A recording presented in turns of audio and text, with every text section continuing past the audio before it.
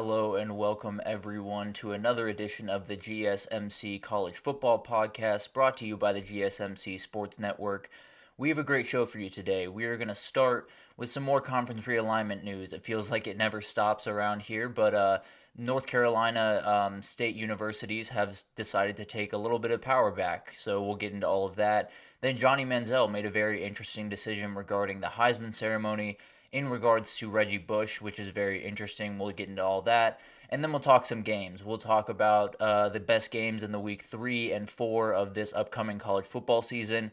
I got carried away again. There's so many games that I'm excited to watch that it's going to be one of our longer segments today. And then we will finish it off with another Spotlight Wednesday. Last week we had a little bit of troubles, but we were planning on doing Penn State, so we're going to do that today. We're going to break down all the differences happening in State College right now because there are a whole lot. So let's jump in. But before we jump in, let's do this. Let's remind you all that we get a lot of questions throughout the show, and the best way for you all to see your questions come across the screen and for us to have a fun back and forth here is to use the link at the bottom of the screen, gsmcpodcast.net. It's a real help to us here at the network, but also to you all. You'll see your names on the screen. You'll see your question or comment, and I'll be able to interact with it. So it's a good fun for all of us. Again, that's gsmcpodcast.net.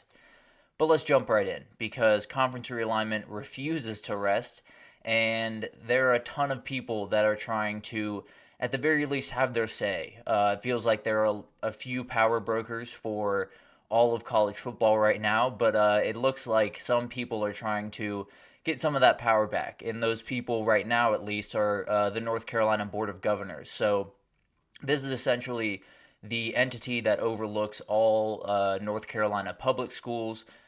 So the teams that this would mainly include are North Carolina and North Carolina State when it comes to conference realignment, but also there are a lot of small schools in North Carolina that could be bouncing around to different conferences. We just had UMass go back to the MAC not too long ago, so tons of small schools will be on the move as well. So this affects a ton of teams, but obviously UNC and North Carolina State kind of are the teams that we'll talk about mainly here. The UNC Board of Governors gave final passage on Thursday. Got total approval from the UNC system president, Peter Hans, and the board. So this is kind of the new reality for UNC schools. And the very interesting part of this is obviously when you look at the UNC schools in the Power 5, they're all in the ACC and, and they're kind of split down the middle. So you have UNC and North Carolina State are subject to this rule, while Duke and Wake Forest are not because they're private institutions. So it's a little bit different of ball game they're playing in. So I wonder if this inclines teams to look more in Duke or Wake Forest direction, although I think Duke and UNC tend to be the most popular teams in North Carolina when it comes to conference realignment because of the basketball, because of the energy around those programs. So not necessarily a surprise there, but another hurdle for UNC, that's for sure.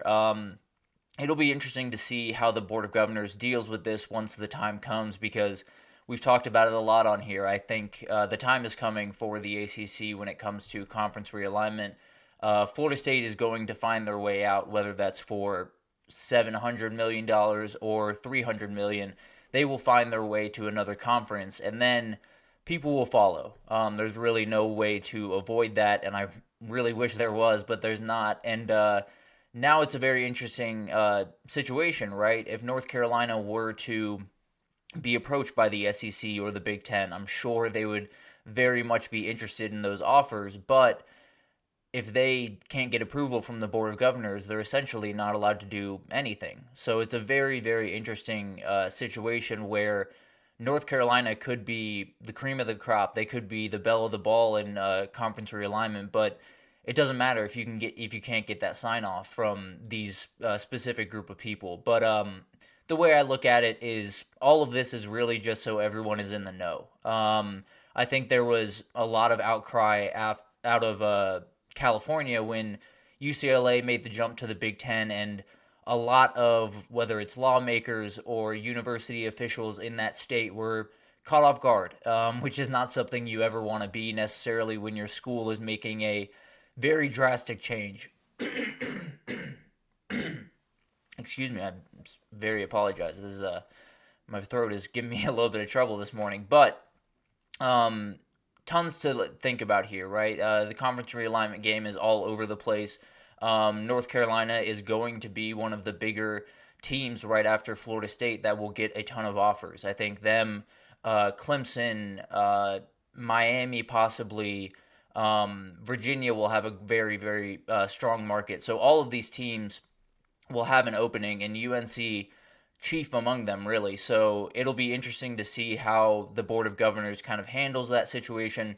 Do they let North Carolina leave with no problem? Do they hold them up because they want more details about the move? What are the implications, essentially, of this, and what do the Board of Governors want to know before they make that leap? So a lot of things at stake here, a lot of things that are not nearly as interesting and groundbreaking quite as much as the Florida State against the ACC that has a little bit of drama to it, a little bit of fun to it.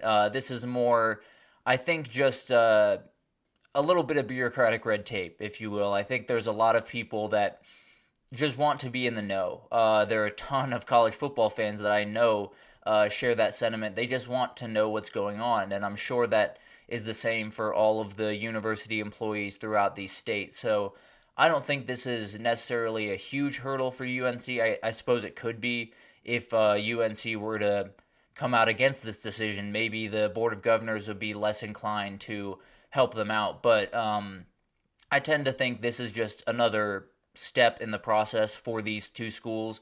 I think this helps everyone stay on the same page and helps everyone in the university system know what's going to happen with their universities, which is not something they could always say necessarily in the past. So I think this is, overall, I think it's a good thing. I think it keeps everything in check. It keeps someone, an entity that has full knowledge over these two schools, full knowledge over the situation, and has, a lot to gain and lose from these situations. Being in on this conversation doesn't necessarily seem crazy to me. So I think the North Carolina public school system is really just trying to put itself in a better position when this inevitably does happen, and they can have a structure, have a game plan going forward into this new era of college football, especially in North Carolina. And I think at the very least, it will take a little bit of time for them to come around to the idea, I think. I think there's some people in that room that I'm sure are a little bit more inclined to keep them in the ACC, but at the end of the day, when the offer comes in from the Big Ten and you see the dollar figure next to it, I think it's going to be really hard for those people in that room to say no to that and say no to all of the money that could be coming into their state and their schools because of this jump. So the question is now, where do these teams go? Because I think all of this is preparing for the inevitable, right? We've talked about the ACC, what feels like ad nauseum, but man, there's going to be much more stories to come. So strap in for that. But for North Carolina, I think they will have no trouble. I think they'll most likely go to whatever conference Florida State joins, because I think the early parts of that will be a lot of teams joining Florida State in whatever conference they go to, and then the others will kind of be playing a little bit of catch up, whether that's going to the SEC or going to the Big 12. And I think Florida State will likely head to the Big 10. I don't necessarily have any concrete proof of that. I don't necessarily know that for a fact, but that's where my gut is leaning me. That's where a lot of the signs from people that are more in the know than I am definitely have been pointing towards the Big Ten. So would not be surprised if that's where Florida State ended up. Would not be surprised if that's where North Carolina ended up, or Virginia. So there's going to be a gold rush.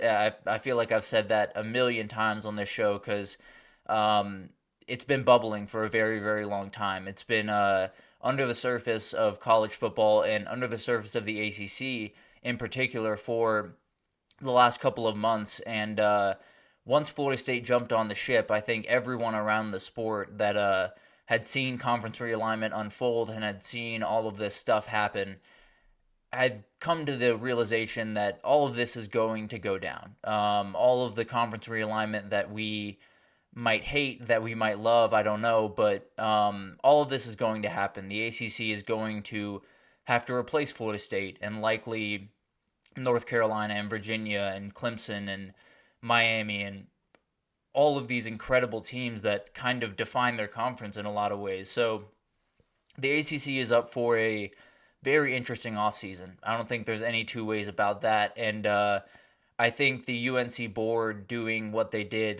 this past week is really just making sure that they have a hand on the wheel while all of this goes down. They don't want to be stuck in a position where UNC jumps out of the group and then North Carolina State goes somewhere else, and they're left to deal with two different conferences in the future. So a ton of implications from this, obviously, but I think it makes total sense from the Board of Governors perspective. I think North Carolina and North Carolina State might be attached at the hip going forward, but that's not necessarily a given. It might just be that all of them want to know what's happening before it all goes down. So it'll be interesting to see how all of this goes. I tend to think North Carolina and North Carolina State might be attached at the hip. So let's say the Big Ten wants North Carolina, but they don't so much want North Carolina State. That could be a problem for the Board of Governors. That could be a problem for North Carolina. So it'll be interesting to see how all of this is implemented. It'll be interesting to see if North Carolina and North Carolina State are going to the same place no matter what, or if there's some leeway there.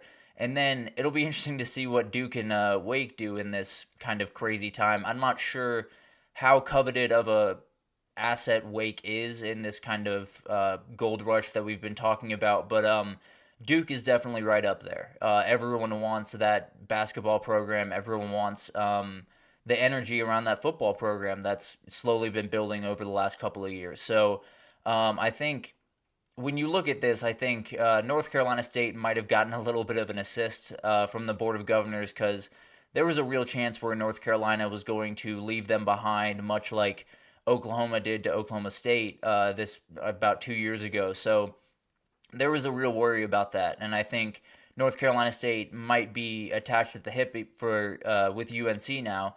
I don't think that's the worst thing for them by any means. So it'll be interesting to see how all of this unfolds, but I think for the most part, it's just the North Carolina Board of Governors preparing for what is going to happen, which is conference realignment, which is the ACC not being the ACC that we're used to anymore, and all of the different things that will be happening subsequently. I think they just want to be able to have a hand on the wheel, to have some control over the situation. So every state, every school system around the country, I'm sure, is looking at this possibility, because every state in the country wants to know what their schools are doing any given second. So it'll be interesting to see if any other states follow suit, any other university systems follow suit, and it'll be interesting to see just how all of this happens, because once the Florida State dam breaks, I think North Carolina in particular will be one of the first few teams that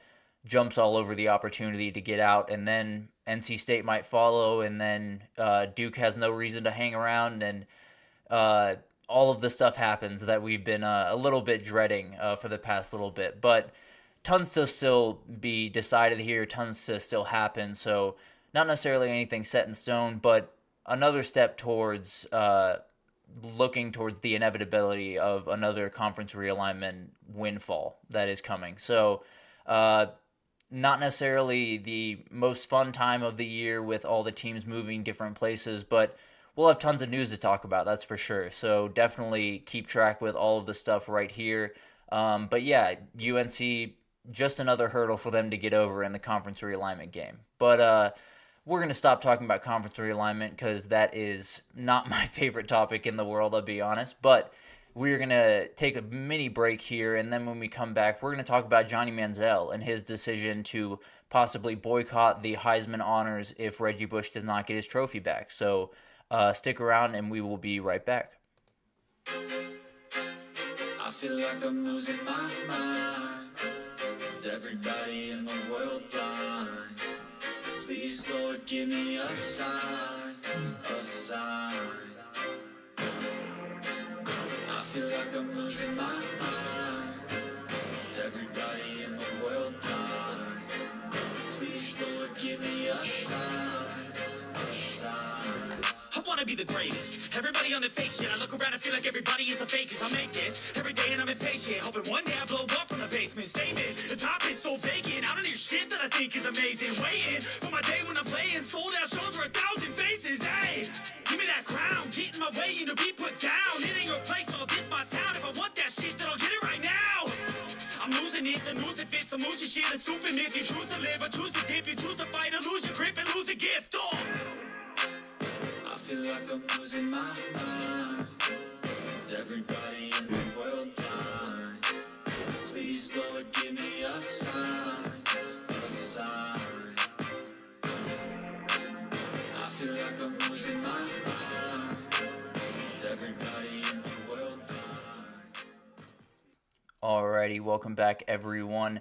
We just talked about some of the conference realignment news in North Carolina, in particular the Board of Governors taking over a little bit more of the power in this game and approving a motion that would make all UNC schools approve their move to another conference. So essentially just getting a hand on the wheel before everything goes crazy around here. But let's jump into some Johnny Manziel news. Why don't we? Actually, before we jump into the Johnny Manziel news, let's remind you all that we get a ton of questions and things throughout the show. The best way for you all to see your questions on the screen and maybe we can have a fun interaction here is to use the link at the bottom of the screen, GSMCpodcast.net. It's a huge help not only to us here at the network, but to you all to see your questions on the screen. We can have a fun back and forth and interact a little bit during this show. So let's jump back in. Johnny Manziel has made a very interesting decision in regards to the Heisman ceremony. He has decided he will no longer attend, the Heisman honors until Reggie Bush gets his trophy back, which is a very, very interesting topic that people have been talking about for a very, very long time. Back in 2010, Reggie Bush had his trophy taken from him actually by USC.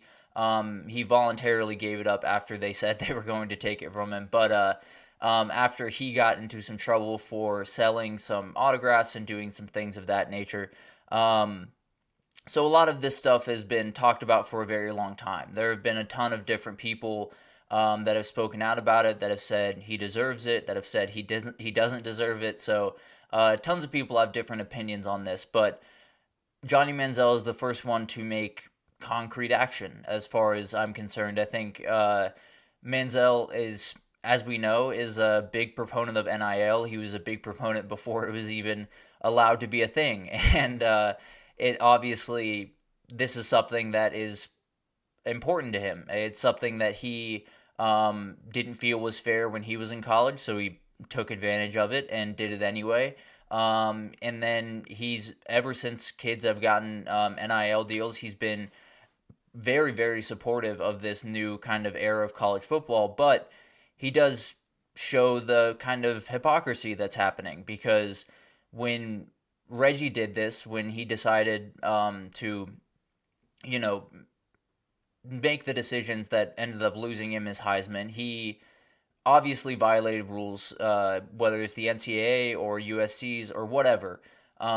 He definitely violated rules. I don't think there's any two questions about that, but he wouldn't have today. And I think that's the big thing here is, as Johnny said in one of his tweets, there's two quarterbacks that won the Heisman the last couple of years making $12 million over the last 2 years. Now, I'm not sure if that number is exactly correct, but they're making a lot of money. There's no two ways about that. Caleb Williams and Jaden Daniels did just fine at their times at USC and LSU. So I think Johnny has a really good leg to stand on here. When you look at the history of college football, it's always adapted, right? It's always changed, and some of that is on the field, and a lot of it recently has been off the field. And NIL has been the main change that we've had to deal with in college football lately. And someone like Reggie Bush, who was obviously an absolute icon in Southern California, I can't even fathom the amount of money he would have been able to make off the NIL game. The same thing for Johnny Football.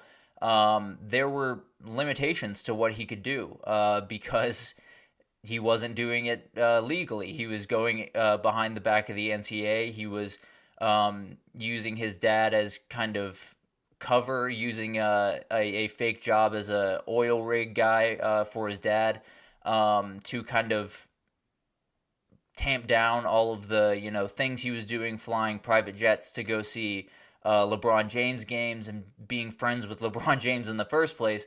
There were tons of things that happened throughout Johnny Manziel's career that made him the face of this new era of college football before this was even the era of college football. So it's not necessarily surprising that he is kind of at the forefront of this issue. He would be the person that I think could relate the most to what Reggie Bush is feeling, has had run-ins with the NCAA in the past. So I don't think it's surprising that he is the first person to jump on board, but I'll be totally honest, I don't think Johnny Manziel is the only person that will have to jump on board before this happens. And that's not to say, Johnny is not a legend of the game and doesn't, garner as much respect as anyone, because he definitely does, and he should. But I don't think the Heisman ceremony is going to change too much until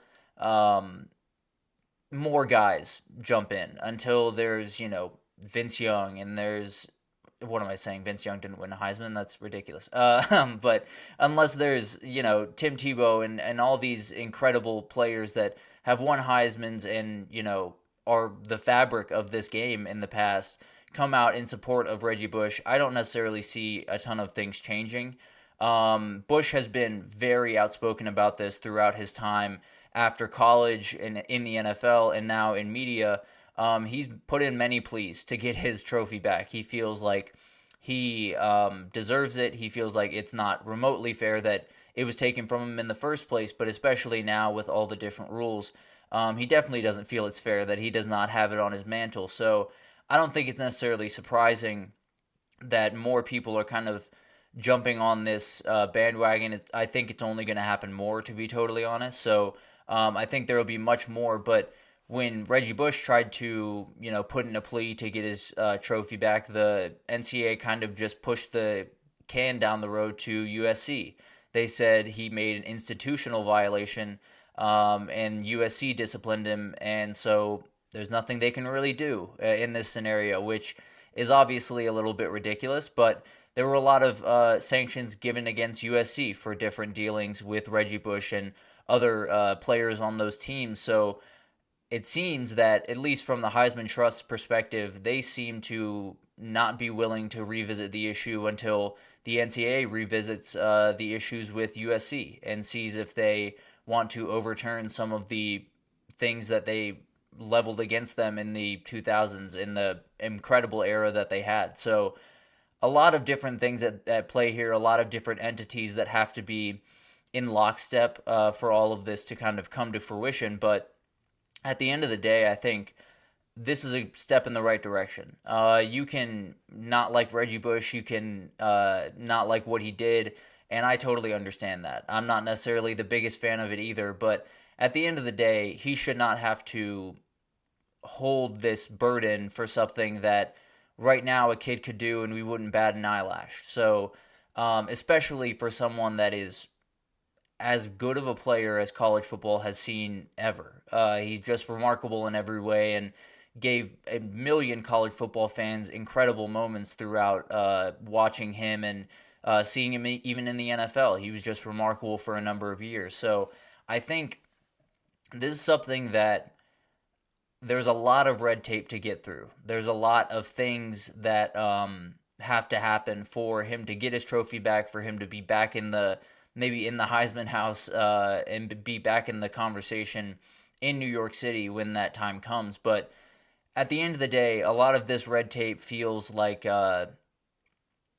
just for red tape's sake. It doesn't feel like it really serves much of a purpose other than to kick the can down the road and have no one really deal with this issue. But purely from a marketing perspective, I don't understand this. I think if you're the NCAA, if you're USC, if you're Reggie Bush, if you're anyone who loves the sport, I think you would be tuning in to the first time that Reggie Bush came back to the Heisman committee, or came back to the room, was in the room when someone got their Heisman trophy, has his Heisman ceremony. Maybe they give it back to him in a mini ceremony. Like, I would totally watch, because he's one of the most iconic people this game has ever seen. He's been at the forefront of so many different changes in the sport, especially NIL.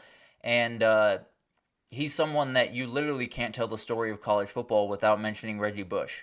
So it's crazy to me that when you have the biggest moment, the biggest night in college football, barring the national championship, of course, when you give out the biggest trophy, the most important thing, and the thing that all kids look up to, the fact that a kid, or one of the players that a lot of these young kids that are receiving this trophy, whether it's, Jaden Daniels or Caleb Williams or Derrick Henry, some of the running backs that have won it since him, a lot of these guys grew up or watched back some of the incredible Reggie Bush highlights, and he is an inspiration to so many of these kids.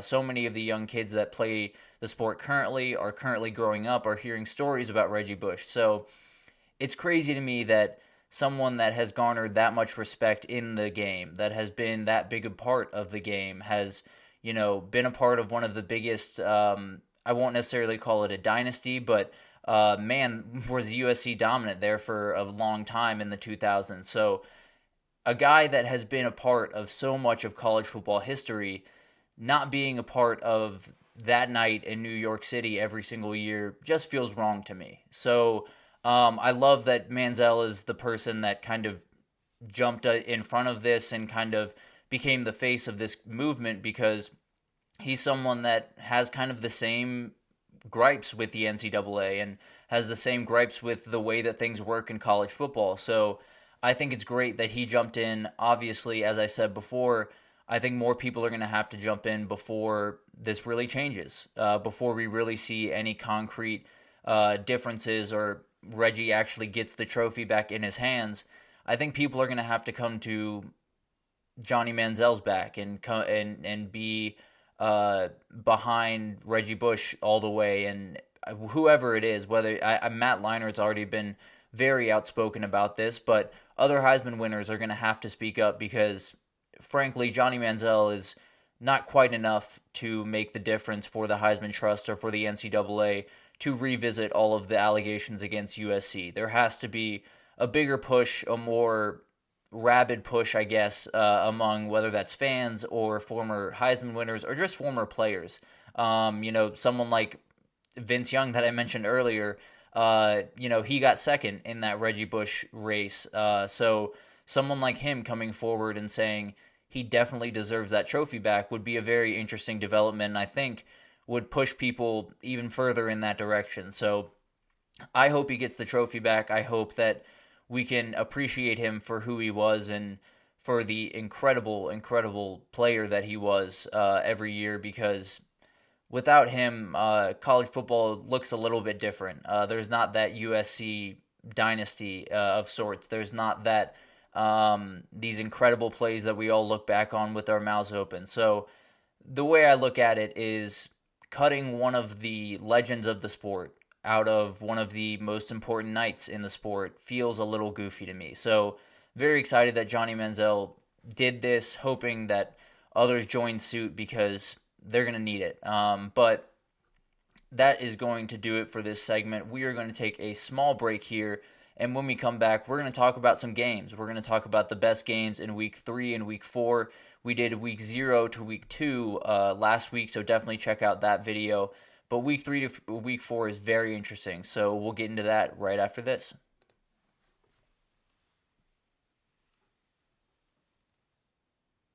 For the best and latest podcasts available anywhere, go to the podcast app on your cell phone and type in GSMC to access free content-rich podcasts on health and wellness, book reviews, sports, entertainment, relationships, social media, movies, technology, finance, and even weird news. Subscribe and download the GSMC Podcast Network's family of shows, available everywhere podcasts are found.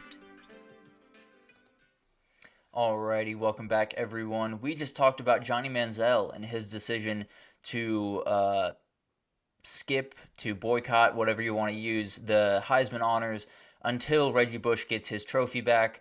I think some others might be joining him shortly, but we'll see what happens there.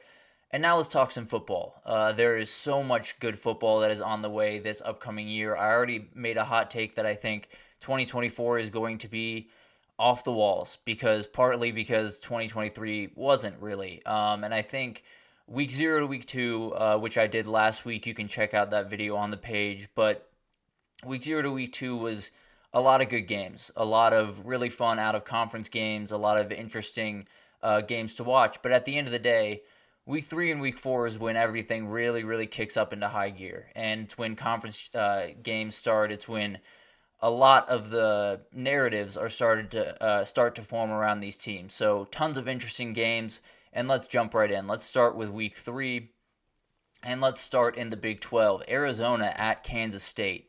This is a game that is in week 3, but will absolutely matter come week 13. So Arizona and Kansas State are at the forefront of the Big 12. I don't think there's any debate about that. I think Noah Fafita and Avery Johnson at quarterback for both those teams are just incredible, and they give them as much of a chance in the Big 12 as really anyone. So Arizona, obviously, tons of talent coming back for them. Tatoria McMillan, even though you had a coach leave, and you had some guys leave, no doubt about it, but you have a ton of talent returning to that team. You have a ton of guys to look forward to for Arizona, and that offense is going to be fun. If Noah Fafita and Tatoria McMillan are on the same page, they're not going to have a problem. I promise you that. But for Kansas State, kind of an interesting year because Avery Johnson taking over for Will Howard, who was a very good starter for them for a number of years. So Chris Kleiman and his second quarterback in the last little bit, and Avery Johnson brings a totally different look to the playbook than Will Johnson did. His legs are just remarkable. They are by far his biggest weapon. So it'll be interesting to see if he can kind of utilize that in this game and put Kansas State in a good position to take over the Big 12. Kansas State will be coming off a road trip to Tulane, so definitely not the easiest game to play right after a trip to Tulane. But at the end of the day, whoever wins this game is going to be in the driver's seat, at least for the time being, in the Big 12, and will probably be the team to beat for the rest of the season. So definitely a really fun one there. Another out-of-conference game that we get in Week 3 that is a little bit different is Alabama at Wisconsin. Definitely a fun change of pace. I love seeing Bama in Camp Randall or the Big House or the Shoe, all of those different stadiums you don't normally get to see teams. I think seeing Texas in the Big House this year is going to be incredible just because it's a little bit different of a look than we're used to.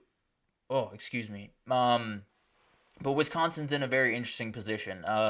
Coming off of the first year in Luke Fickell's tenure, kind of an up and down year. I think we all kind of expected that. Tanner Mordecai never really got off the ground at the quarterback position. And then they brought in Tyler Van Dyke from Miami, and a guy who has had success in the past, is not necessarily coming off his best year by any standard, but is a good thrower of the football, can make a lot of good decisions, and as long as they have a solid run game, they'll be right in a lot of the games that they'll play. But in this game, it's more about Alabama, right? We're very interested to see what Kalen DeBoer can do in his first couple of games.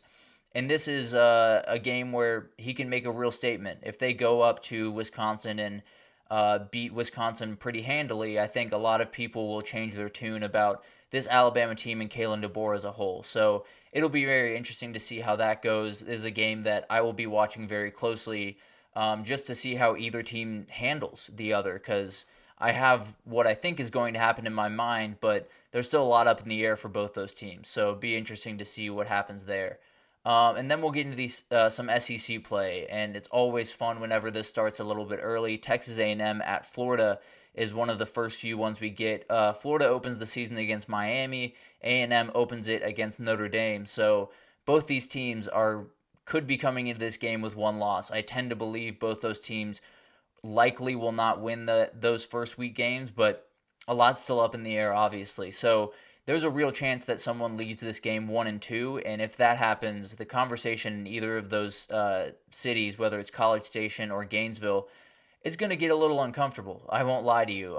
There will be tons of Gator fans, I promise, calling for Billy Napier's job, and there will be ton of Aggie fans that start to get a little uneasy about the start of the Mike Elko era. But this game will be very interesting. I think both these teams are coming in with a little bit of unknowns into this season. Obviously, Florida going up against a schedule that I would not wish on my worst enemy, and then A&M coming off a year, obviously new coach. A lot of players had left the program, so this is a big one for A&M. I think if they can win this one, at least you have indication that you can compete in the new Mike Elko era, and you can kind of continue on your race to possibly an SEC title, because at the end of the day, as we've talked about, the SEC is pretty much wide open. I think Georgia and Texas are kind of setting the pace, but at the end of the day,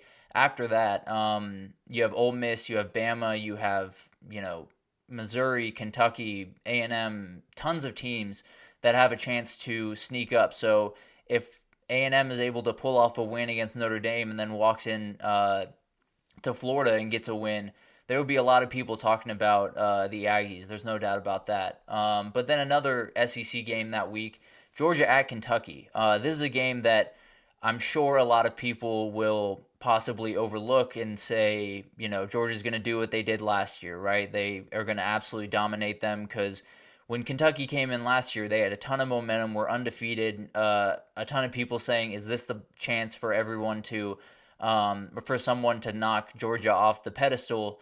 And then they just got dragged for 4 quarters. So they definitely are trying to avoid that. Brock Vandegrift playing against his former team, I'm sure he will come into that game with a little bit extra juice. I don't necessarily think there's any bad blood at all between Vandegrift and Georgia, but at the end of the day, when you see the colors of your former team and the team that you didn't necessarily get your shot to play for, I think there's going to be a little bit of heightened energy coming from him. So excited to see what he can do. Kentucky is a very sneaky team. So if for whatever reason they can pull off this win at home and knock off Georgia, I mean, the sky's the limit for the Wildcats going forward after that. So it'll be interesting to see how those SEC games play out, because they'll play a lot into what happens in the rest of the SEC. But finally, we have another out-of-conference game that I absolutely love. I've had Tulane on here a couple of times because they play Kansas State earlier in the year, but then they got to go to Oklahoma. Tulane at Oklahoma is a very, very sneaky matchup. Ty Thompson, I got to say, starting your career somewhere, starting your starting career, because he had never started a game at Oregon, against Kansas State and Oklahoma is quite the tall task, I won't lie to you. But at the end of the day, it's a chance for him to prove himself. It's a chance for him to get on the national stage, and it'll be interesting to see how he responds, because it'll be a lot of new things for him. That's for sure. But Oklahoma, they better not come into this one thinking that they're just going to roll, because I think a couple of teams have made that mistake in years past, whether that's A&M playing App State a year ago or whoever else. There are teams that walk into the stadium and just see the size difference and decide they're going to win that day. And it doesn't always work out that way. Tulane's going to be a very good team this year. John Summerall, coming from Troy, is a very, very good coach. So it'll be interesting to see what happens there. And Jackson Arnold has got to get going early. He is someone that I think a lot of his year depends on the first couple of weeks and how he responds to all of these different things, especially this game, because it's the first big challenge that he'll face as the Oklahoma quarterback. So it'll be interesting to see how he responds. He's someone that I like a lot, but we haven't really seen enough on field to really get a good idea of what he is yet. And then Oregon State is also that week. Just enjoy that game while you can, because I'd be surprised if they start playing that one after the next 2 years. So let's roll on to week 4, because week 3 was great. Week 4 might just be a little bit better. Let's start with James Madison at North Carolina. James Madison obviously going through quite the change after a remarkable year last year. Lost their head coach to Indiana.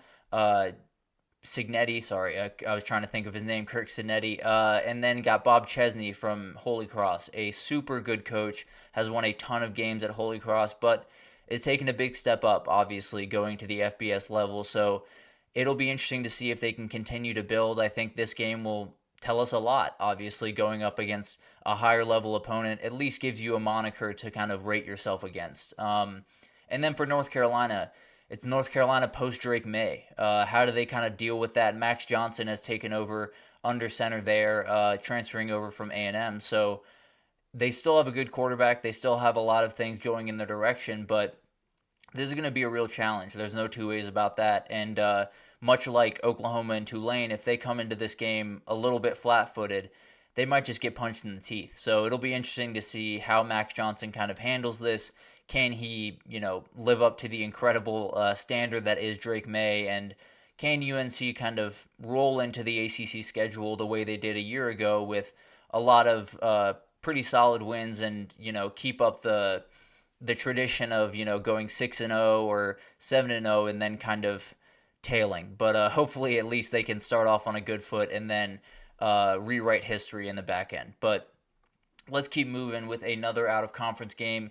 UCLA at LSU. Very interesting year for LSU. They get both LA teams in the first 3 weeks of the season. For whatever reason, they open the year in Las Vegas against USC, and then they have the Bruins coming to town in week 4. So very interesting for LSU. They get 2 Big Ten games, 2 power conference games, when they probably didn't expect to get them when they actually scheduled these games. But very cool for them. It'll be a very fun matchup for a number of reasons, but I think mainly because UCLA is in a transition period. Deshaun Foster takes over there after Chip Kelly found his way to Ohio State as the offensive coordinator, so a lot riding on this first year for Deshaun Foster. I don't think there's any UCLA fan that would tell you they have to win this game or anything like that.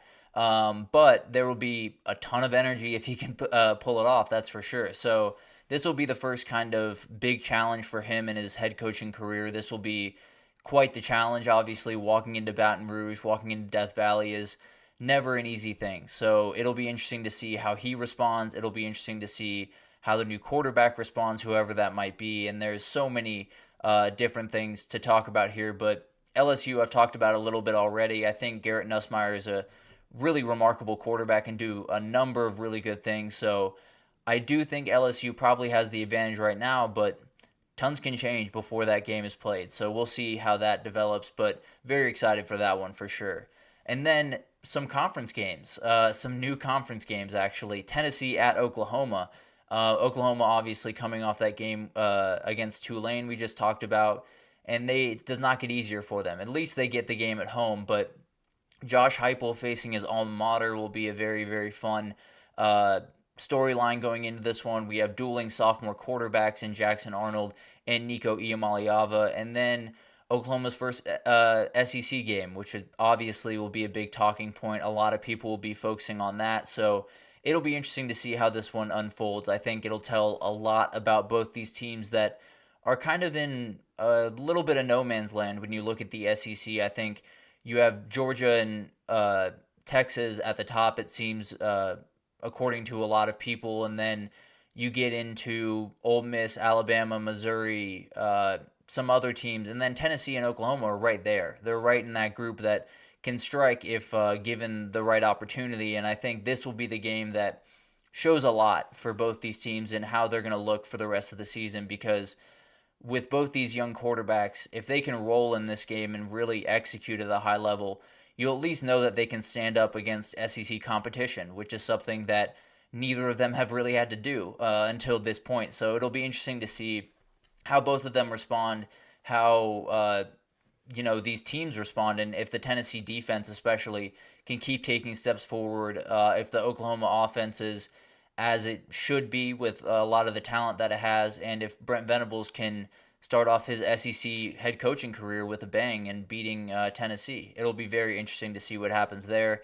I love that game for a number of reasons. I think the storylines are off the charts. But another conference game that has been one for quite a while, but might be a little bit different in the future here is North Carolina State at Clemson.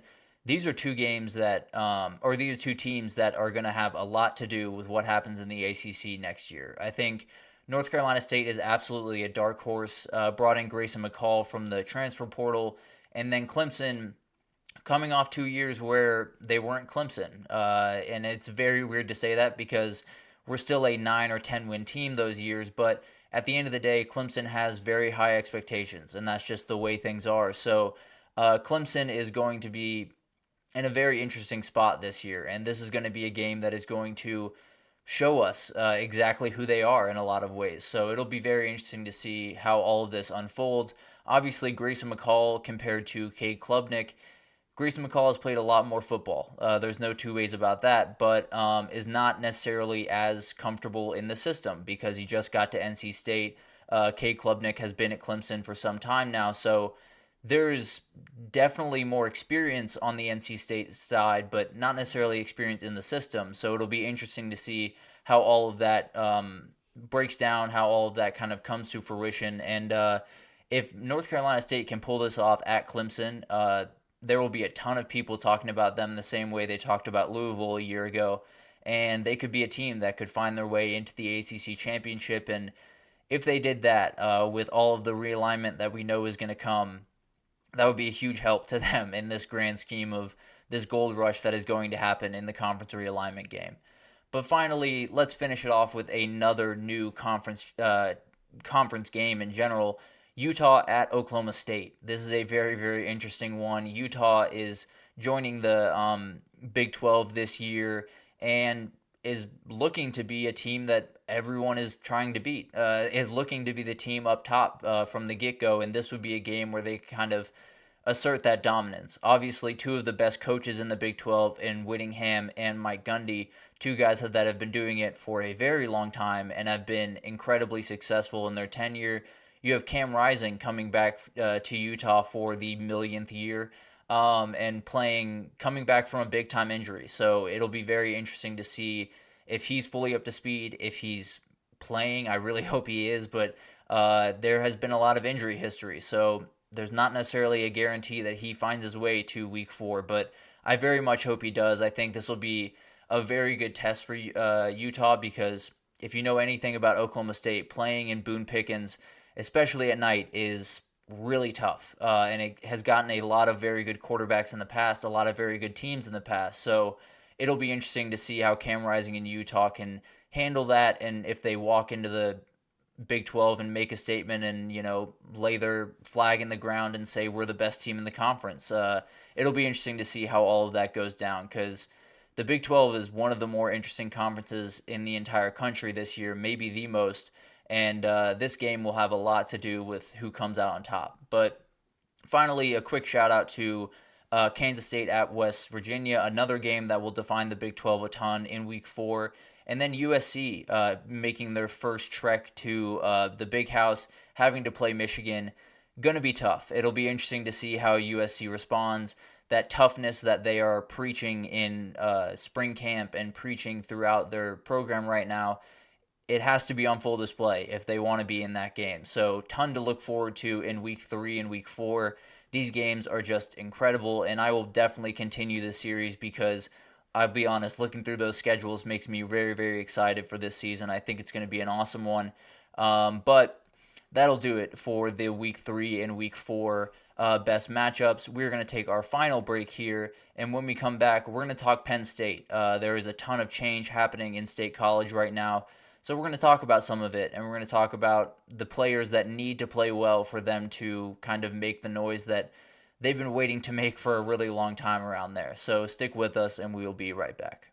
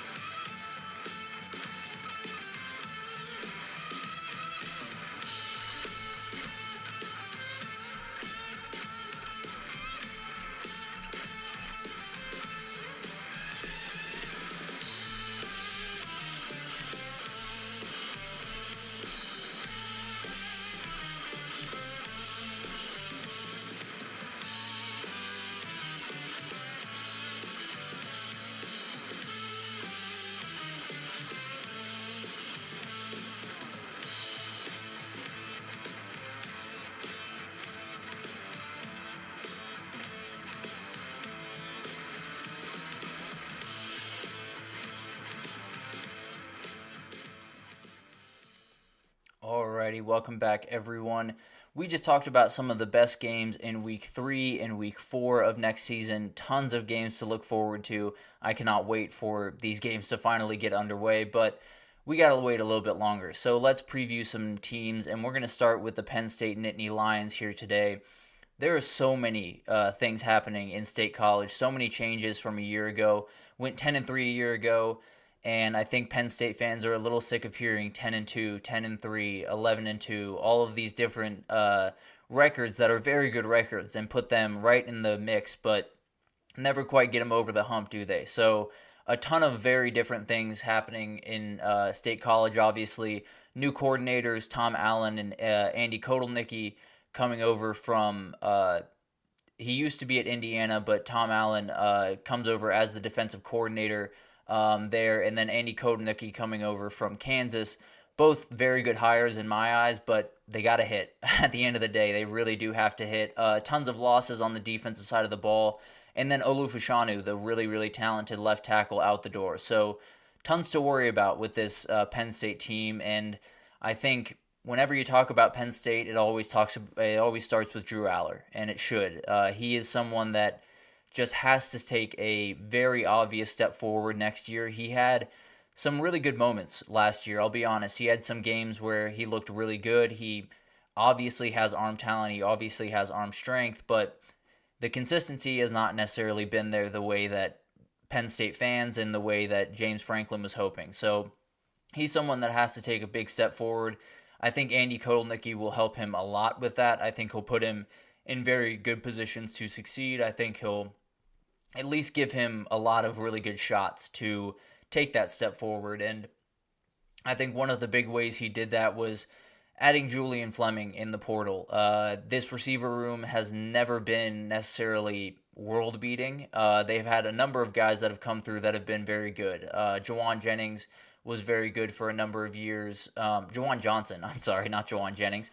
Jawan Johnson was very good for a number of years there. They had Chris Godwin back in the day. But at the end of the day, you need elite wide receivers to compete, especially against some of the competition that they're going to have to go up against. So adding Julian Fleming from Ohio State is huge. Lambert Smith also needs to be a huge part of that equation, because if he's not, as we've seen, a one-trick pony in the wide receiver room does not work if you're trying to compete for a national title. So they might be adding more guys in the portal come spring. I tend to think they might need one more wide receiver, but they have a solid group right now. And the tight ends, it gets a little bit more sketchy. Losing Theo Johnson and him having the day he had at the draft combine shows you how big of a loss that is. He did a number of really good things in the pass game and the run game, so he's someone that's going to be tough to replace. But Tyler Warren is there. He has played a good amount of time last year, so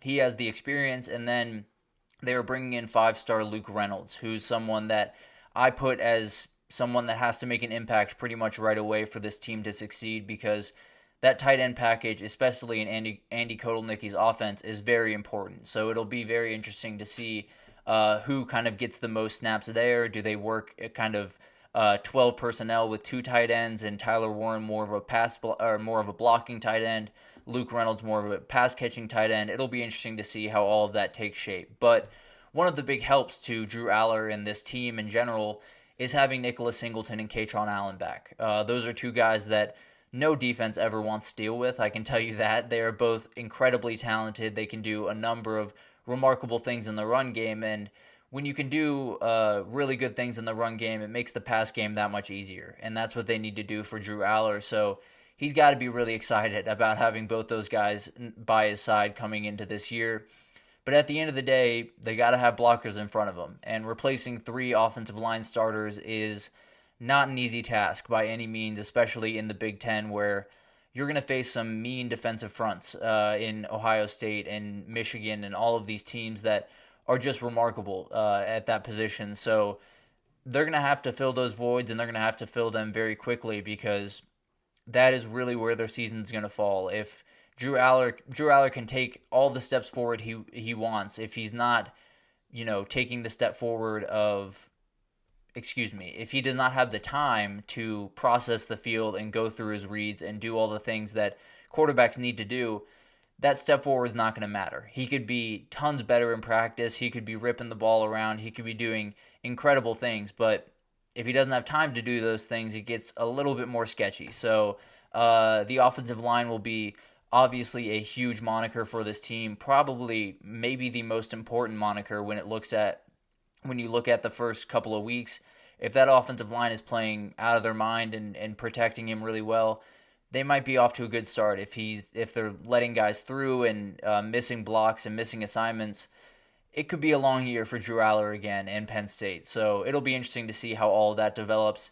And then the defensive side of the ball, losing a ton of guys. There's no two ways about that. Losing Chop Robinson as an edge rusher is incredibly tough to replace. Losing Johnny Dixon and Kalen King on the back end is incredibly tough to replace, but they have a ton of talent coming in. A.J. Harris from the portal from Georgia is a huge pickup that they need to hit. Another guy that I had talked about, I think last week or maybe the week before. And then Johnny Dixon, there has to be another cornerback too in that room to kind of take over that void, because as we watched last year, having those two guys on the field was a huge part of why that defense was so effective. Being able to have two guys that you can put in man coverage and not really have to worry about is not a luxury a lot of people have. So there will be some interesting challenges for Tom Allen in this new year. There will be some interesting things that he has to deal with on the defensive side of the ball. But one of the things he does not have to deal with is finding a leader for this defense. That is taken care of. Abdul Carter was a leader of this defense before this year and will have to be coming into this year because, as we talked about earlier this week, the new rules around possible helmet communication, this would be the guy. There's no doubt in my mind he would absolutely be the guy that had the headset on. He would be the guy communicating everything, and having that guy be the best player on your defense is obviously a huge help as well. So I think Tom Allen has a ton to deal with this season, has a ton to replace and make sure this defense is up to snuff, because at the end of the day, you're going to have to face some teams that have some high-powered offenses, and if you fall to another Penn State season, I'm not sure fans in State College would be too happy with James Franklin any longer. But at the end of the day, having Abdul Carter in the middle of that defense and having Tom Allen calling plays is going to help. There's no two ways about that. But as we talk about this Penn State team, there are three names that are comfortably the most important names when you look at Penn State going into this year. They are the guys that will define how good they are, will define if they make the playoff, if they're able to compete in the Big Ten, if they're able to compete for a title. There's tons of things that are on the table, but Drew Aller, obviously, there's no question that he is one of the most important people for this Penn State team. But then the two coordinators, Andy Kotelnicki and Tom Allen, both those guys got to hit. And James Franklin, if he doesn't hit on these coordinator hires, he could have a problem. There could be an issue in State College with his job security going forward. But if he does hit on them, it could take a huge step forward. And the good news for them, I guess, is if you go 10-2, you're likely in the playoff anyway with the 12 team coming around the corner. So if you can do another Penn State season, you'll at least be in the dance, and then you'll see what happens. But at the end of the day, Penn State fans want to take a step forward. They want to be a bigger part of the Big Ten race. They want to go 11-1, go 12-0. They want to be one of the big-time teams again. So I think 10-2 would do the trick because it would get you into the playoff, but wouldn't necessarily make you a better team. So it's a very, very interesting year in the James Franklin era, because it could go really well and you could go 11-1 or 12-0, make the playoff, have everyone be totally fine. You could go 7-5 and piss off a ton of people and have a ton of people wanting to fire you and all of this stuff. Or you could go 10-2, make the playoff, and lose in the first round, and then you're left confused again. So Penn State fans might be up against it this year, but I think there's a lot of things pointing in the right direction for this team. So I really like Penn State. I think they have a chance to make a lot of noise, but a 10-2 season has got to get tiring at some point. So we'll see if they can take a step forward, and even if they don't, if they make the playoff and maybe make some noise, maybe it's not a problem for James Franklin at all. So very interesting thing there. That's a team that will play a lot in the college football world, especially in the Big Ten this upcoming year. But that'll do it for this edition of the GSMC College Football Podcast presented by the GSMC Sports Network. Your support means a lot to us, so please remember to subscribe to the show, leave a positive review. It makes a huge difference for us here at the channel. Also, follow us on Facebook, Twitter, TikTok, Instagram for all of the updates you could possibly want. We have so many people doing incredible work across so many different sports, so if you need any updates, we have them all on our pages across every single social platform, so definitely follow there. But thank you so much for listening, and I will see you tomorrow.